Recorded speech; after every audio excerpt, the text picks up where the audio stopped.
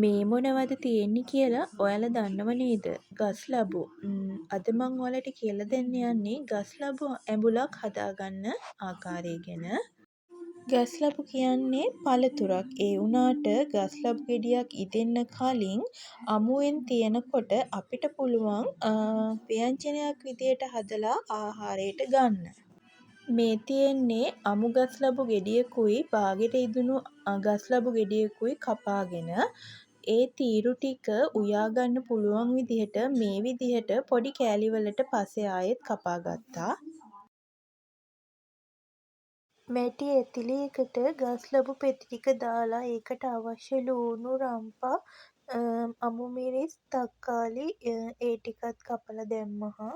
කහ කුඩු ටිකක් අමු තුනපහ කුඩු මිරිස් කුඩු ඒ ටික ඔයාලට අවශ්‍ය ප්‍රමාණවලට දාගන්න. මම දාගන්නේ අපි සාමාන්‍යයෙන් එළවලු වලට දාන ඒ ප්‍රමාණවලට.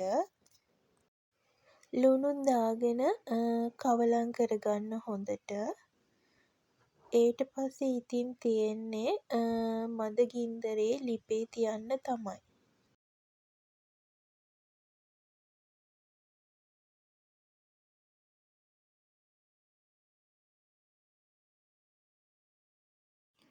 ඔන්න මේ ටික හොඳට මේ කවලම් කරගත්තා.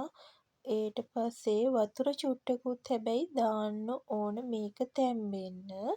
ඔන්න මං දාපු වතුර ප්‍රමාණය ඔන්න ලිපේ තියලා තැම්බෙනවා. දැන් මේ බාගෙට තැම්බිලා තියෙන්නේ. මේක තැම්බෙන්න ඕන ප්‍රමාණය වන්නේ මේ හැන්දෙන් පොඩි කරලා බලන්න පොඩි වෙනවද කියලා. හොඳටම පොඩි වෙනකන් ඉන්න එපා. පොඩි වෙනව නම් ඒක තමයි පදම.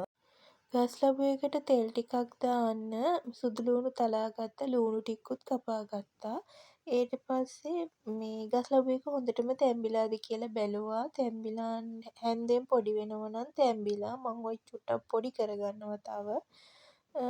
එහෙම පොඩි කරගත්තම පොඩි වුණාම තව රහ වැඩි වෙනවා. මං ඉතින් දැන් තෙල් ටික දාගන්න තමයි මේකට යන්නේ. තෙල් එක රත් වෙනකන් ඉඳලා මම සුදු ලූණු ටික ඒකට දාගත්තා. ඒක තෙම්පරාදු වෙනකොට ලූණු ටිකත් දාගත්තා. ඔය දෙකටම කලින් මම අබ ටිකක් දාගෙන අබ ටික පුපුරව ගත්තා. සුදු ලූණු හොඳින් තෙම්පරාදු වුණාට පස්සේ අරගෙන තෙල් ටික මම ගස් ලබු ව්‍යංජනයට මේ විදිහට දැම්මා. ඔයාලත් මේ විදිහට ගස් ලබු ව්‍යංජනේ හදලා නැත්නම් හදලා බලන්න. මේ ගස් ලබු ඇඹුලත් එක්ක විතරක් අපිට බත් කන්න පුළුවන්.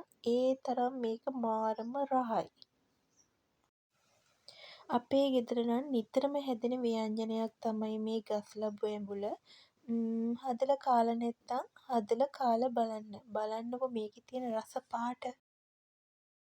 එහෙනම් තවත් මේ වගේ ගමේ රෙසිපි එකකින් හම්බ වෙනකම් ගිහින් එන්නම්. ඔයාලත් එහෙනම් මෙහෙම හදලා බලලා මටත් කියන්න. මේ වගේ ආහාර ගැන දැනගන්න ඕන නම් මාව සබ්ස්ක්‍රයිබ් කරන්න කියලා ආදරයෙන් ඉල්ලනවා.